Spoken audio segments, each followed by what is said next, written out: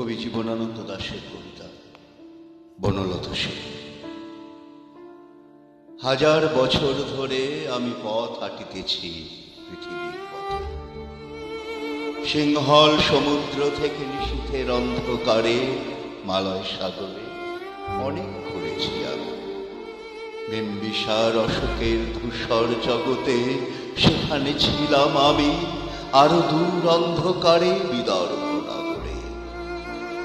আমি ক্লান্ত প্রাণ এক, চারিদিকে জীবনের সমুদ্র সফেন আমার দুদণ্ড শান্তি দিয়েছিল নাটোরে বনলতা সেন।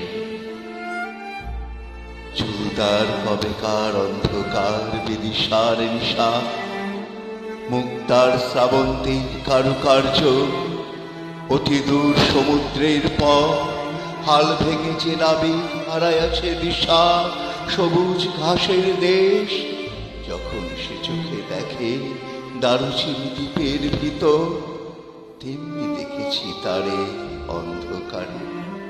বলেছে সে, এতদিন কোথায় ছিলে? পাখির নীড়ের মতো চোখ তুলে নাটোরের বনলতা সেন। সমস্ত দিনের শেষে শিশিরের শব্দের মতো সন্ধ্যা আসে, ডানায় রৌদ্রের গন্ধ মুছে ফেলেছি।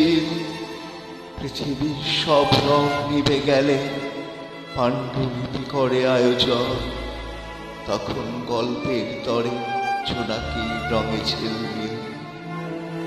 সব পাখি ঘরে আসে, সব নদী ফুরায় এ জীবনের সব লেনদেন, থাকে শুধু অন্ধকার মুখোমুখি বসিবার বনলতা সেন। নমস্কার।